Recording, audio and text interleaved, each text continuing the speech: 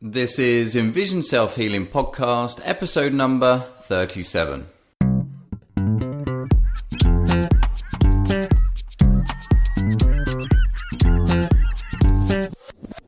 Hi, I'm Will Fuller. And I'm Richard Miller. And we are the co-creators of EnvisionSelfHealing.com and are dedicated in helping you improve your eyesight and quality of life by taking healing into your own hands. The topic of the week this week is 3 successful strategies for learning eye exercises, part 3, understanding. And in the second half of the podcast, we're going to be answering a question from one of our Facebook fans who has had Lasik surgery and is starting to notice their vision weakening again. And they ask, will eye exercises help under these conditions? So Richard, how's the world of self-healing been treating you this week? Well, I'm about to get more metaphysical on you a little bit here. But, okay, yeah. Sounds painful. Maybe it's not metaphysical. Well, okay. It's an interesting... It's a good way to start, I think, the show today. Yeah. Okay. I have to apologize a little bit ahead of time because basically people who have had vision problems for a long time, you've hidden your vision problem quite a bit, so maybe you haven't gotten as much of this. They get the old, oh, well, you must hear more, or you must have, sensitive feet or something like that, you know, right? That whole thing. And we all kind of I bristle at that sort of thing, right? Right. Because it feels like, oh God, I'm some sort of cartoon character that they're making up here. So, but one of the things I started noticing this week was, it came about when I was looking for my sock. I finally did 8 loads of laundry this week, so right. I'm finally replenishing my sock drawer, and I've got one sock clean, and I'm looking. I know there's one in my drawer that matches this sock. Okay. So I opened the drawer, and boom, I grabbed for the matching sock, and I'm looking at it going, I did not see that sock, to grab it where it was. Right. And several thoughts went through my mind, but one of them is maybe I do develop some ability to do something without your eyes that other people would do with their eyes. That's one thought I've had. I'm not sure it's true. Right. And that's the cartoon character of superhuman, non-seeing powers or something like that. That's the metaphysical part. You didn't go and see a Marvel movie this week, I did you? did. Well, I didn't now. I did see Cloud Atlas, so maybe that's influencing me. So then I thought, well, maybe I do have more ability to find that sock than someone with better vision who would actually look through the sock drawer carefully. I don't know how people with better vision would do that. But anyway, that's my image of it. Right. So I guess, I don't know where this is going, but we'll keep going.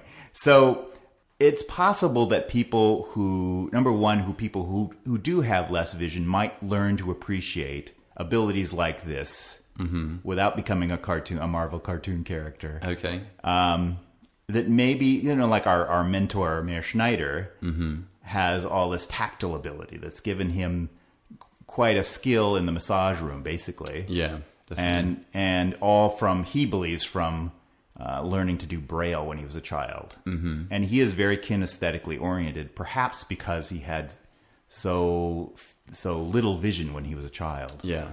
So anyway, that occurred to me appreciate if you were born with less vision, maybe you really should appreciate these other skills that maybe you have that other people don't. Yeah, that's one thing. Yeah, I think that was really highlighted to me when we went on that night walk that time, right?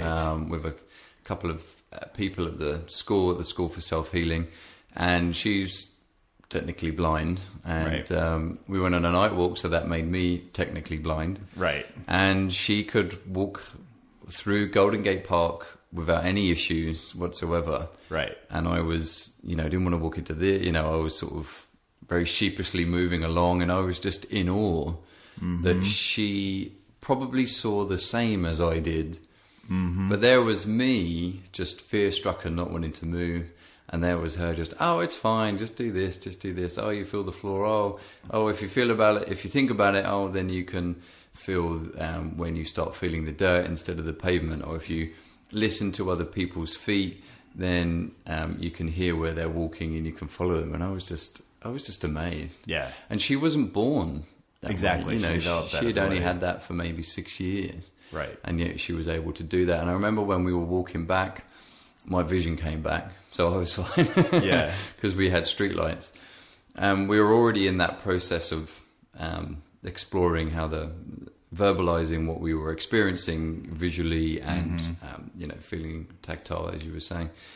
And she sort of pointed maybe 20 feet in front of her, 10, 20 feet in front of her. And she said, is there a bush up there that's coming out a little bit out on the pavement? And sure enough, there was this tree/bush that was sticking out on the pavement. And I was just like, how do you know that was there? Yeah. And she just said it was a sense.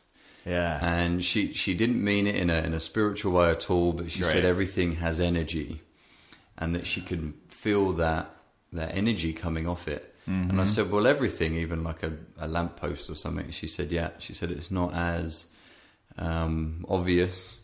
She said, but everything has a particular level of energy. And I was just amazed. And she, you know, she's, you know, just a down-to-earth girl from Oakland. Yeah.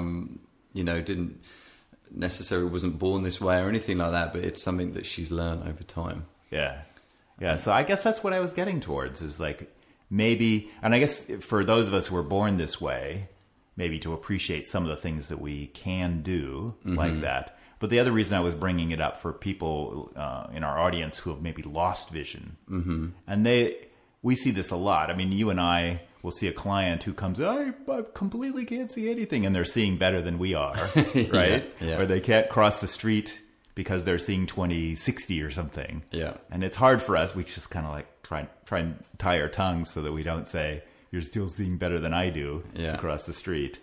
But so I guess I'm saying, for those people, we want your vision to get better. We want you to get back to where you were, but also start to appreciate other senses, other skills you might develop from that. Yeah, and that you can adapt. The past couple of months, we've been looking quite a bit into neuroplasticity, which is about the brain adapting. And when you look at it, it really shows that, you know, you've got this brain map, but if you lose one particular, don't lose part of the brain, but if you're using something else more, then it takes over an area that's not being used as much, which is just, I guess, also the argument for use it or lose it. So if you're using your hearing more and you become more reliant on it, then, you know, you start developing better hearing. Well, and here's where I get maybe metaphysical, because I think for me, I didn't hear my sock in the drawer. I think there's an intuitive, I think we all have this intuitive ability to function more intuitively, I guess. And if your vision is reduced, perhaps it does force you to function a little more that way. I've noticed these last couple of months where I've been really working with my periphery that my memory has improved. Interesting. And being able to visualize imagery, because of that lack of periphery, then I can use that memory of where I've put something, which everybody has anyway. But say I'm in a room and I put something down, and then I would spend like 10, 15 minutes trying to find it. And I'm using my central vision, which is only, 3% of my whole field, trying to find this small object. And I realized that if I just made an effort to remember where I put things down, then your brain just accesses that bit of information, and you don't need to see it. You just go to it. Right. So I guess that could have been part of. Yeah, I think that's you maybe have a memory for the what system. Here we go again with the what and the where system. And maybe you're developing your where memory. Yeah. You know, that might be what's going on. It's an area of brain you haven't used yet. So. But no, I've noticed that with, people with really good vision, and I'm like, oh, can you hear that? Can you hear that? And something would be annoying me, and they can't hear it at all. They're like, what are you talking about? Yeah. That's a really good point. Tuning into what you've developed. Yeah, and I think human beings have more abilities than, I think in some ways we reduce our sense of knowing the world to our vision a lot, because that's our most dominant sense. Yeah. I'm just saying, let's look at other possibilities. So. Well, My observations this week really weren't as deep. Now what I'm going to say really isn't going to sound as that's okay. As deep. That's okay. I could move things with my mind. No, I went golfing. Oh, week right. You told me earlier. For the first time. I went once when I lived in Kenya, and my nickname was Well Out Will. Well Out Will. Well Out Will. I mean, you're digging divots with your well, I mean, every time I hit it would go off in a bush. Ah, well out. Okay, got it. And then every time I'd try and hit it, I'd either sort of just knock it a few inches in front of where I was in the bush, or I would just hit a lump of dirt. So I was nicknamed Well Out Will, as in Well Out Will, well out. Because obviously I wasn't. The British humour there of being sarcastic. Yeah. So that was maybe 4 or 5 years ago. So I've got this. I realised actually what I'm doing is ticking off a let's call it an avoidance bucket list, where over the years I've avoided activities because of my vision. One of them is riding a bike that I did a couple of weeks ago by accident, and I'm now working on doing it. Now, is this the same guy who got you on the bicycle that took you to the golf course? It's not. No, I was thinking this is the guy that's going to go through your bucket list without knowing it. People can start hiring him to make them use their vision more. So again, I was meant to be going to a shopping mall or something. I dropped my fiance off, and my friend said, "Well, do you want to go hit a few golf balls? I brought an extra set of golf clubs." And we talked about it for a bit, that it was something that I wanted to do. So so sure enough, we drove off and found a golf course, and it wasn't too bad. I did all right. I didn't kill anyone for a start. I didn't get kicked out for killing anyone, and I hit it straight apparently a few times. Yeah, wow. And I hit the ball.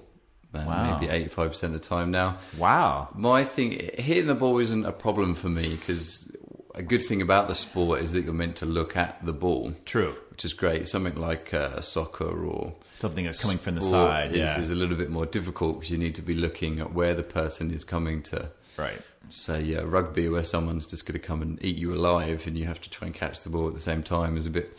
You're either going to get eaten or you catch the ball. You got to choose which, the lesser of two evils, I guess. Yeah. So, but with this one, at least you look down at the golf ball. But once I hit it, because I have that lack of peripheral cells which pick up movement, then I wasn't able to see where the ball would then go after I hit it. Right. So one thing that was so interesting for me about this was that it really coincided with what we've been talking about these last few weeks, about learning a new skill.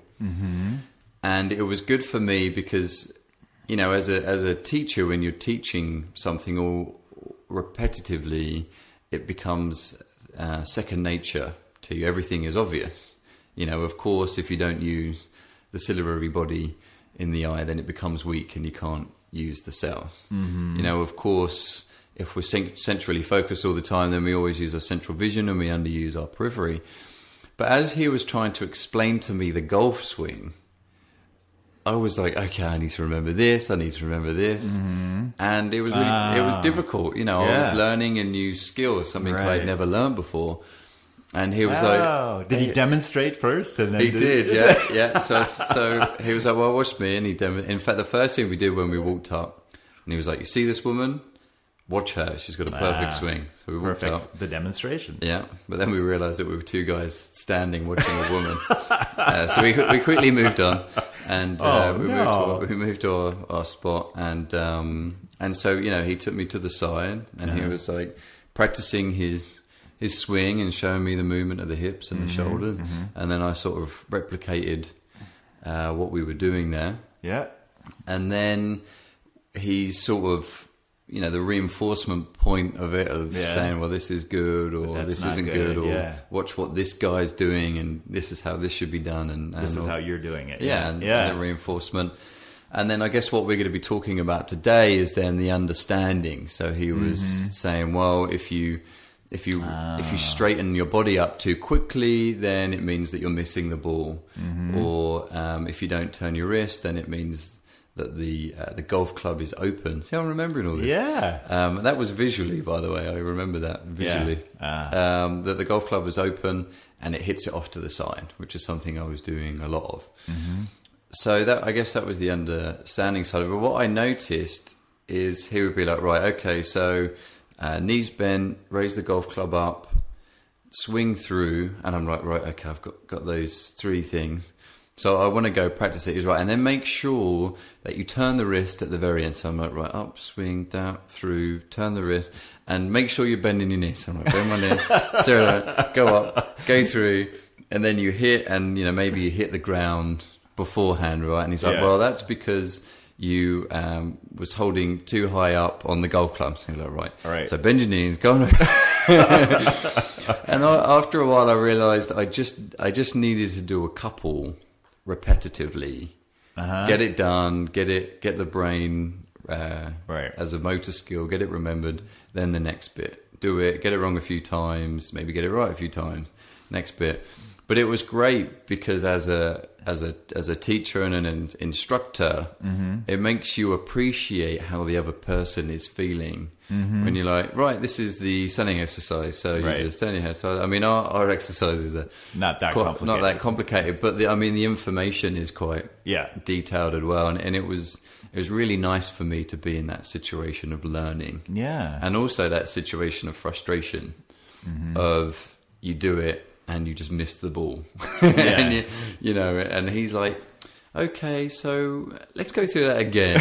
and you feel them watching you, and you're like, I don't want to mess that up, but you're concentrating on 6 things. Is he videotaping you and uploading it to Facebook at the same time? Yeah, I'm glad that we didn't do that. Maybe we should. Yeah. So, so it was really interesting on that front. A big observation, it was like, wow, my vision is really bad.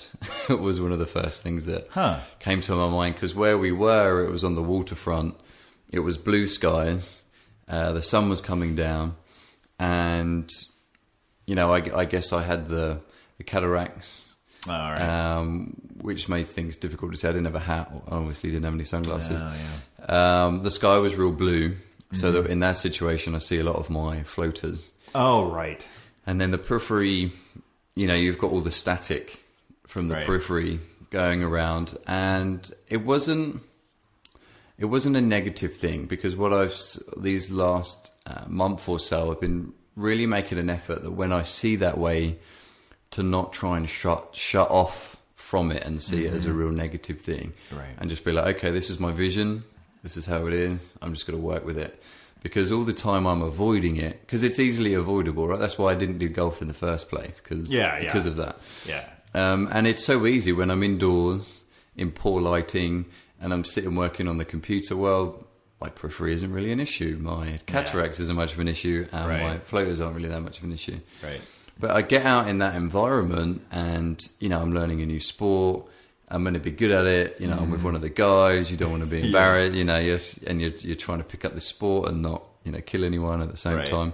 And then you've got your own ego of wanting to be good. Especially myself as a physical education teacher. You want to be good at everything you do. You need to be good at it. So, and then you mix that in with with the poor vision, and every time I'd hit the ball, I couldn't see where it went. So I had no real positive or negative feedback, which is very difficult, which is one thing we talked about last week, which is reinforcement. Having that, that reinforcement of whether it was good or bad, and then you adjust your technique that way. I guess some of the reinforcement came from him, and he was like, that was excellent. Did you see where that went? And I'd go, nope. He was like, well, it went straight down. It was a perfect shot.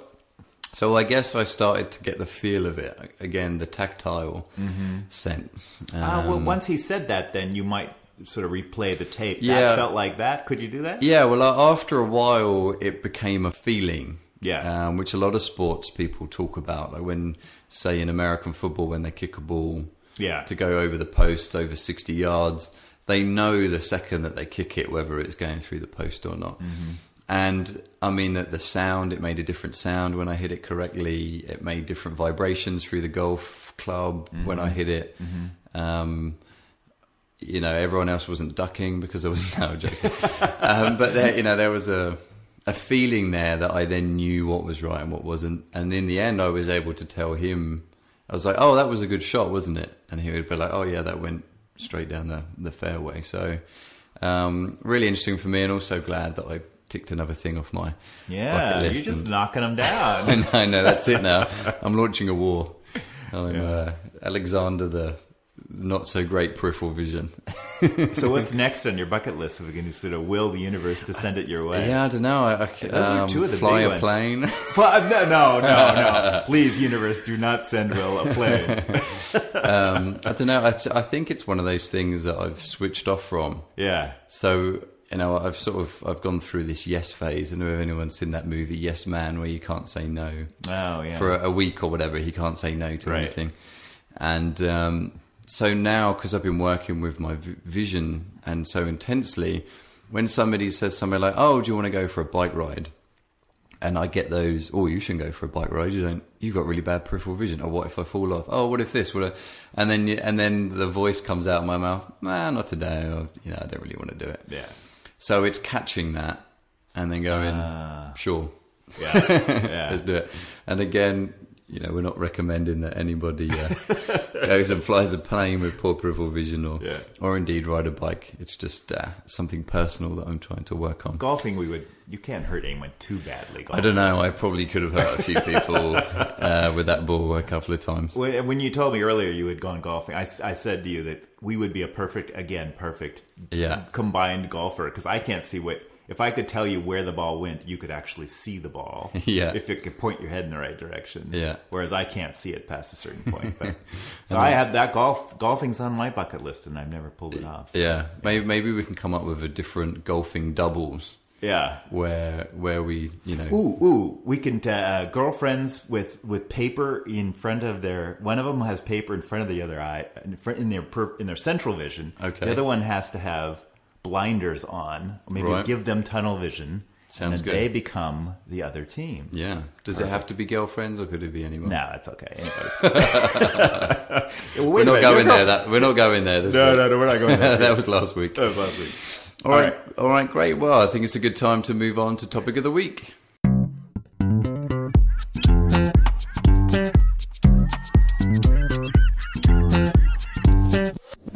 And the topic of the week this week is 3 successful strategies for learning eye exercises, part 3, understanding. And I guess we've already covered this a little bit and what we were just talking about there with the golfing analogy. But there's a real main reason why we feel understanding is just so important when you're doing your eye exercises.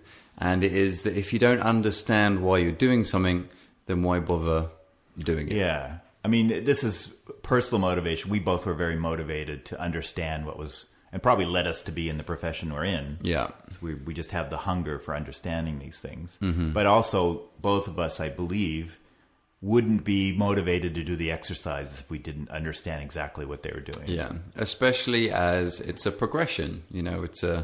I could stand out there on the golf course and say, well, do you know what, my vision is worse than it was when I started 6 years ago, and what's the point of doing these eye exercises anymore? Mm-hmm. But because I know it's progressive, because I observe all these small improvements over time, mm-hmm. and I understand why, in theory, why these exercises will work. Mm-hmm. And I guess also I've seen them work as well, so it's a little bit easier for me. But if you understand why these exercises work your particular condition and what you're trying to achieve, for example, the peripheral vision exercise, you're trying to wake up those peripheral cells. Mm-hmm. It just makes sense. So with that understanding, it's a lot easier in learning it and to pursue doing the exercise.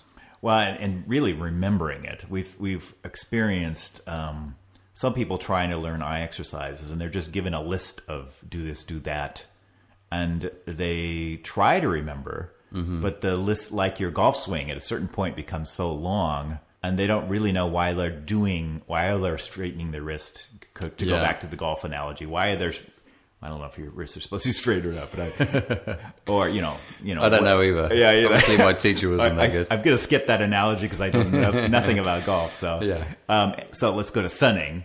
It's like if you're trying to learn sunning, and we would tell someone, be sure to move your eye all the way away from the sun. Mm-hmm.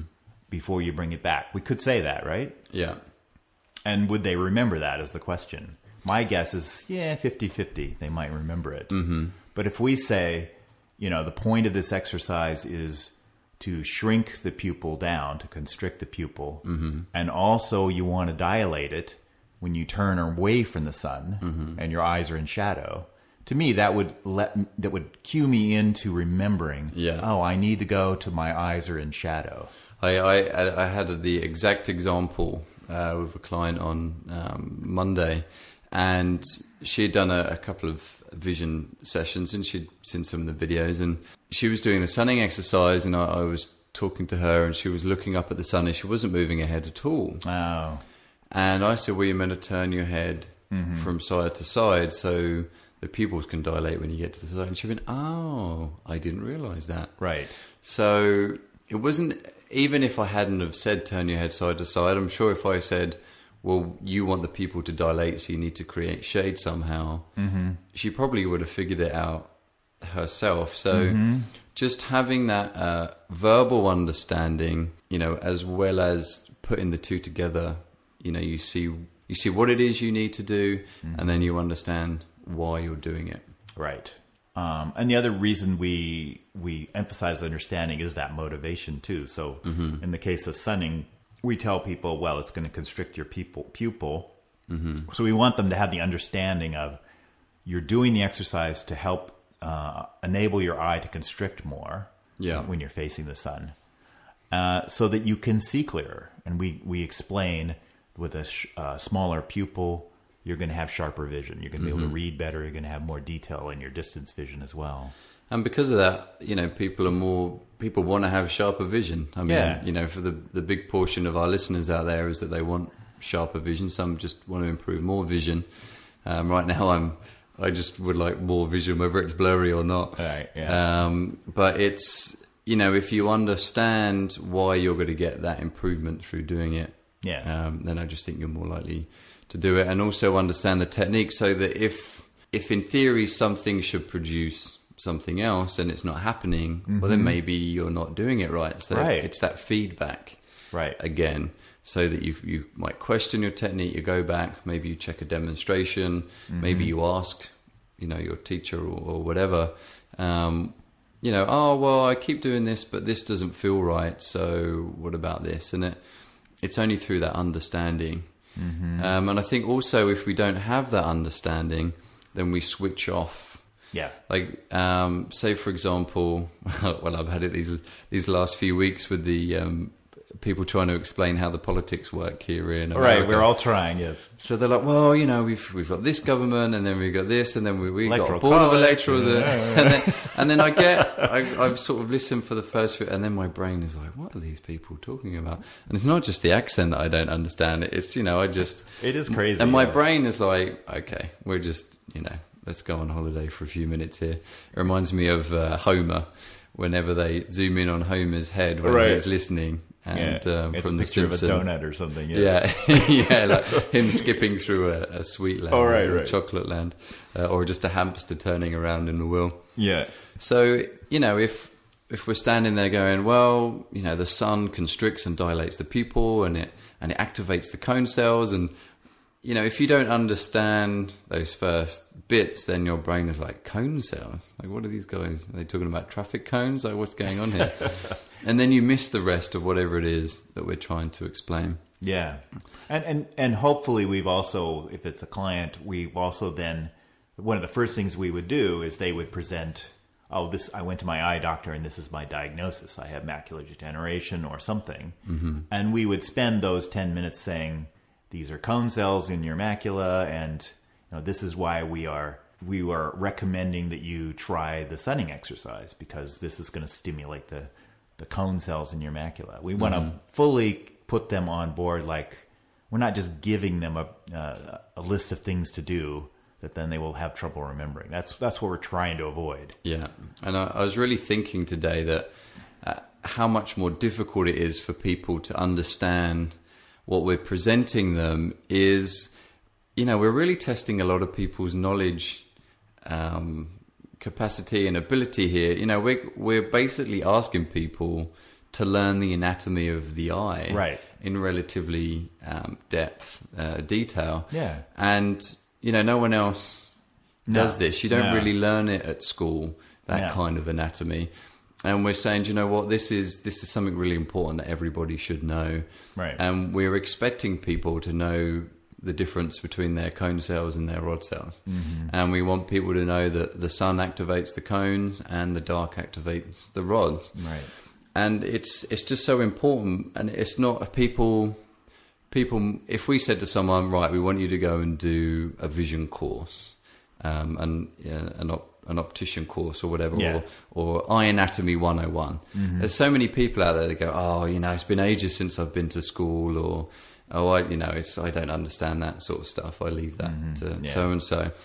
And but it's amazing how many people just pick this stuff up through the process that we're talking about, with the repetition, especially the reinforcing it, and then being able to understand it. And sometimes we need to read around the subject a little bit, which is why we try and offer so much information, because it sort of puts all the pieces of the puzzle together. But it's also so that when you sit in that doctor's office, you've got that knowledge of what's going on. So not only is it that you want to do the exercises, but when they say, well, we want to do so and so, you know what they're talking about, and you can ask your own questions about it. So it's having that knowledge, and it's having that ability to feel confident about what you're doing. There's nothing worse when you go to someone, oh, I've started doing eye exercises, and they go, eye exercises, they don't work. Why do they work? Yeah. And you go, oh, I don't know. And then all of a sudden you're like, oh, I feel a little bit stupid. I just sort of spoke up in front of my peers, and they just laughed me off the stage. So, but if you have that understanding, then you can say, well, it's just basic anatomy. The cone cells respond to bright light. So if we use our vision out in the sunlight, then we're going to see clearer. And people go, oh, right. Oh, that makes sense. Right. Yeah, no. And then you could become one of the eye geeks that we are. You can, yeah.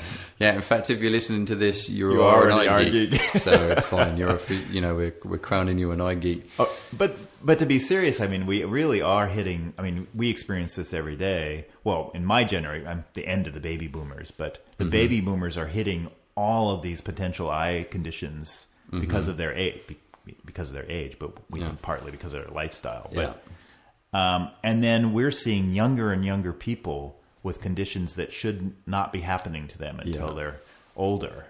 So I do think it's a good time for people to start learning the eye anatomy, because we are living a life that's leading to a lot of conditions, and it's sort of self-defense in some ways. So.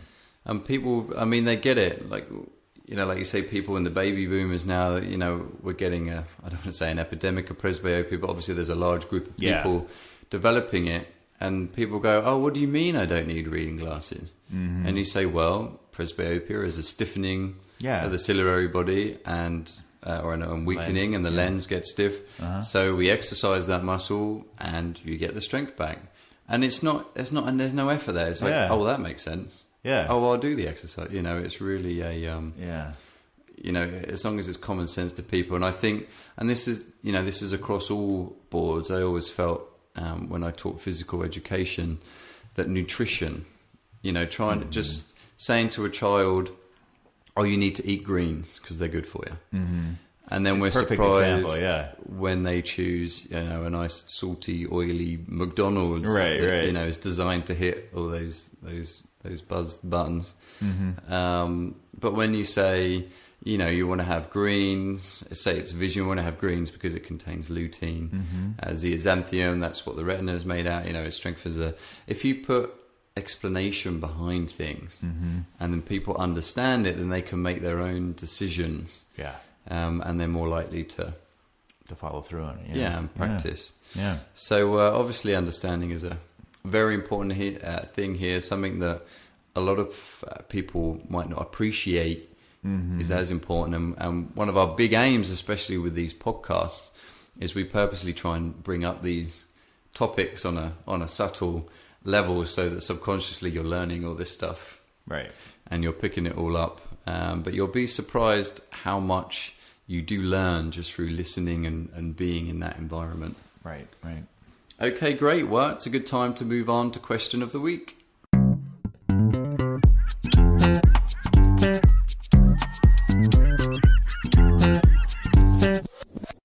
And the question of the week this week comes from a Facebook fan who has had LASIK surgery and now beginning to notice that their vision is weakening. And we're not sure exactly what they mean by weakening, but I'm assuming maybe they had it for myopia or astigmatism. That's the norm anyway for LASIK surgery.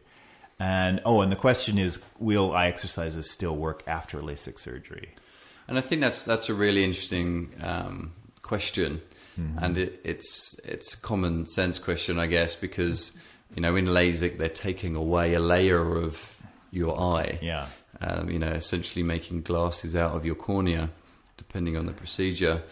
So, if you're missing a structure, then it's a good question, well, do the eye exercises still work? And I guess the same as, if somebody has a shoulder surgery, right? And we talk about doing lots of rotations and loosening the shoulder, but they've got some wire in there.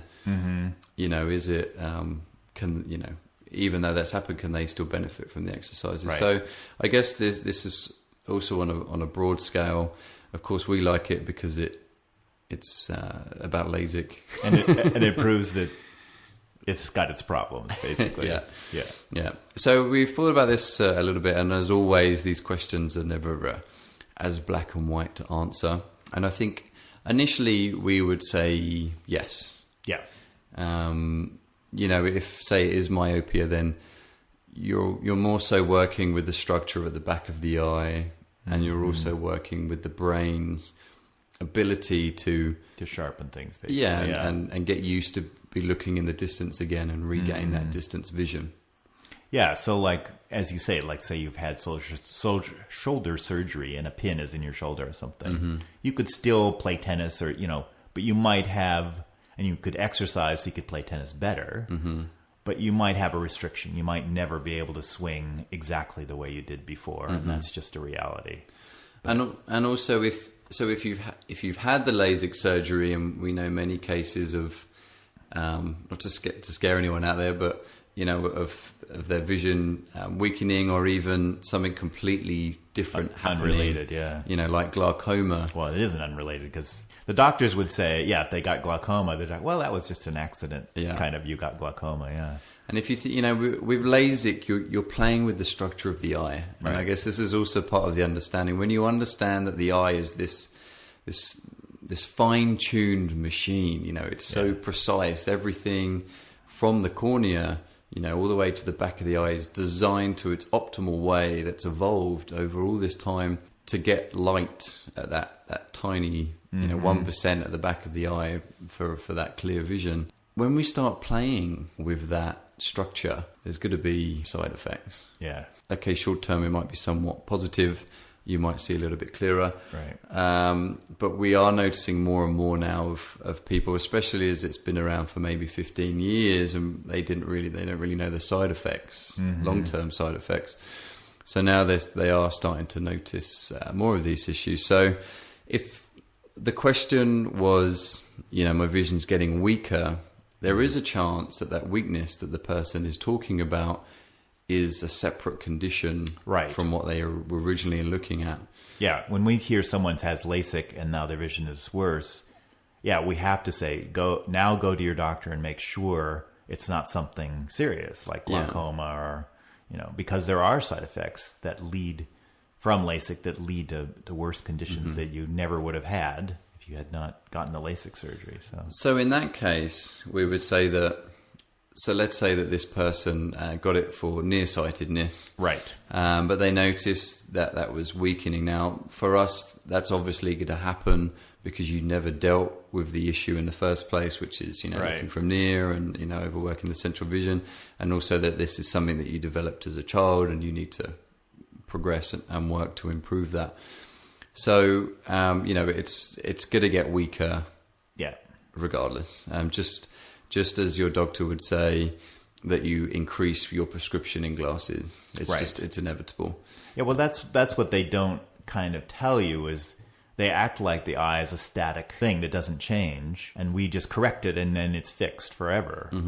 And if you knew that, again, if you understood that the reason your prescription keeps going up is your eyes are changing constantly from year to year, and your lifestyle is leading to that change as well, then why would that process stop by getting LASIK surgery? By shaving off a layer of your cornea. Yeah. So we would certainly say, in that case, so you've had the myopia, you notice the myopia is getting worse still, then you want to do the exercises still for myopia. Right. Certainly plenty of palming and distance looking to help that out. So, but then if there is a secondary condition, something separate from the myopia, then we recommend that you start doing the exercises for that condition to help. So, if anything, if you have had LASIK, if anything, it's more important for you to do the eye exercises. I was just going to say that, yeah. Because you want to make sure that your eye now stays healthy. Yeah. There's more signs of pressure going up from where we're shaving off a layer of the cornea. We're changing the structure of the eye. So, it's that much more important that you do the eye exercises if you have LASIK. And a matter of fact, you've basically, when you've done LASIK, you've put yourself in a category where you should be our fan, because now you actually have more risk of these kinds of things. So you need to take very good care of your eyes. And we're certainly going to be looking at LASIK in a lot more detail. We've purposely not gone into too much detail about it because we want to make sure that the information we do put across is certainly well established. Right. And also, it's not us versus the machine. We're not trying to do that. We would much rather educate people to the point where they choose not to have LASIK because they want to improve their own eye health and they want to keep their eyes healthy. Right. We talked before about the understanding, and I think anybody that understands how precious the eye is just wouldn't go and have LASIK surgery. So on our standpoint, because people do ask us, well, why haven't you done more stuff on LASIK? And we would much rather go the educational route than just saying how bad something is. Right. We would rather say how good something else is. So so we will be looking at it a little bit more in the future, and certainly we advise that if you are thinking about doing LASIK, then do your own research into it. Make sure that the sources of what you're reading is legit and from individuals, and also give the exercises a real good go if you are thinking about doing it. At least 6 months, and if you don't see the slightest bit of improvement in 6 months, then then that might be something that you want to consider. But at least give it a go first, and then think about LASIK afterwards. Yeah, it's a lot better than the other way around. Right. And we are a little prejudiced in that we see a certain percentage of the people that we see have had LASIK and have had problems from it. So we do see that end of it. We're kind of mopping up. Yeah, exactly. Other people's mess a little bit, and it's sad, especially as such a large percentage of them are younger. Yes, exactly. Because they don't want to wear glasses, and they had no vision problems before, and now they're dealing with stuff. Yeah. So so it can be tough for us, but anyway, we're trying to be as middle of the road. There we go. As possible. It's hard for me to be. Yeah, very diplomatic. So do a little bit of research, check out the eye exercises. And if you do want to ask us a question, just like that, through our Facebook fan page, then just head over there, like the page, and then feel free to shoot us off an email or indeed comment on the Facebook fan page there. You can also contact Richard and I individually through Facebook or Twitter. And if you're watching this on YouTube, then you could subscribe in the top corner there. Just click the subscribe button. Or if you're listening to this on iTunes, then you could also subscribe to iTunes, and it means that you don't have to go to the effort of finding us every week. You will just get an episode sent straight to you. You can also get a little bit more information on our website if you're interested about doing any sort of eye exercises, or indeed you want to get a bit more understanding so you can learn more about your condition and how the exercises can help. Then head over to our website at envisionselfhealing.com, and we've got plenty of free information there to get yourselves going on the right track to vision improvement. And you can also download our free ebook, which is called A Modern Day Guide for Improving Eyesight, where we really do go through some of the basics of how our modern day lives are indeed affecting our vision, and how by doing a simple few exercises that you can start reversing that, start improving how you use your eyes, and you'll see clarity and improvement in your vision. So good luck with your eye exercises this week, and happy healing. And have a good week.